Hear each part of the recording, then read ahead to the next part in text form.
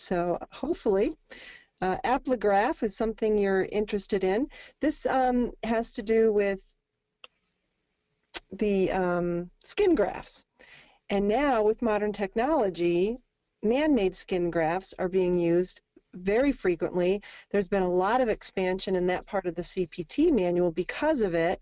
So this is just one small little area of skin graft. So rather than a skin graft coming from the patient to go on another part of their body, or coming from even like a pig graft or something like that, this is a man-made graft.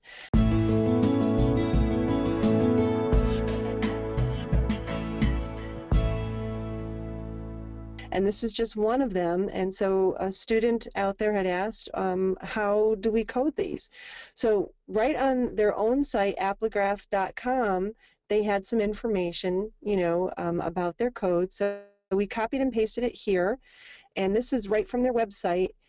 They basically copy and pasted from the CPT manual, but gave us a little bit more information for the wound location.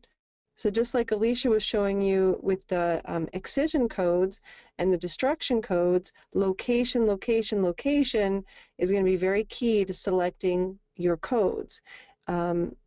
So I'm going to show you how it looks in the CPT manual and then come back up here. And so here's an example. I just kind of copied and pasted from my CPT manual of these codes. They start with 15271. And you can see in the guidelines that I have highlighted here, it says the supply of the skin substitute grafts should be reported separately. And we see this a lot in CPT. You've got, you know, the product, the item, and then the service. So because this is a man-made skin substitute, we need to have a separate code for the product. So these codes here are talking about the service of applying it. So you'll notice the first word says application. Okay? And just like Alicia was showing you on hers, you can see I've underlined the location, trunk, arms, or legs for this bubble, 15271, and then below it is also for trunk, arms, or legs, but the difference is the size, okay? So this 271 is your first 25 square centimeters, and 272 is each additional 25 square centimeters. And notice this language. They didn't have this when I first started teaching coding, and it was very confusing. Now they put or part thereof, and I was so thankful for that. So it's letting you know if you have 30 square centimeters, right, you've got your 25 here, it's allowing you to code that add-on code for that additional 5 because it says each additional 25 or part thereof. Okay, so that's very helpful. Now down here, we've got the same thing, application of skin substitute, graft to trunk, arms, legs, total wound surface greater than or equal to 100 square centimeters. So the first thing you need to figure out is what's the overall to get in the right bubble. If it's less than 99, use the 271 bubble. If it's greater than 100, use the 273 bubble, okay? And so you've got first 100, each additional 100 square centimeters. Okay, again, for trunk, arms, or legs. Then the other location bubble has to do with the face, scalp, eyelids, mouth, neck, ears, orbits, genitalia, hands, feet, and or multiple digits.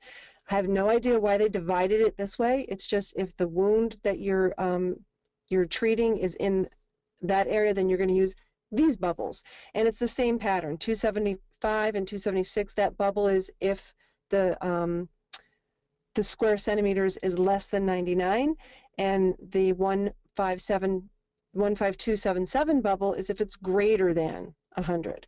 So basically we have 8 codes to choose from, but by doing this visual thing of bubbling and highlighting, it makes it a lot easier to find and choose your codes.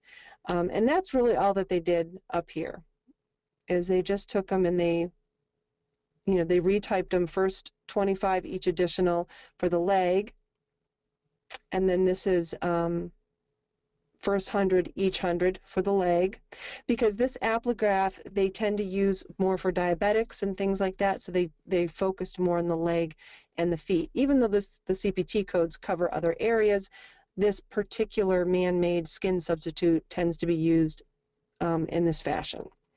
Okay, so basically that's how these codes work. And so you want to have another code for the product, the Apligraf itself, and you'd probably want to use, you know, a HCPCS code for that. And so this is a good website to Google. So I'm going to show you, I always try and get this trick in each time. So I wanted to go to this site, apligraf.com. So I'm going to grab this name. And you can use this for anything, not just coding. So I'm going to type in my keyword. I wanted to know what they were recommending the CPT code was. So I put CPT, space, and the word site, colon, and then the website you want to search. It's like doing a Google search, but specifically of a keyword on a limited website. So I'm going to hit enter. And so now I've got all this information. So rather than trying to search through their site and find it, and it was a little hard to find, I just did it this way. We can see they have a PDF of hospital outpatient information on the code, physician office rate sheet, some information from Palmetto. So it's a really good way to be your own researcher and your own consultant to figure out questions that way. Now if I put Apligraf as my keyword. And now I did site, let's do aapc.com. I have no idea if there's anything here. I'm just doing this as, all right, so they didn't find anything. And that's a way to see, is anyone talking about this on a particular website that you like? So hopefully that's a little trick that can help you. Do you need more medical certification training? Go to www.cco.us.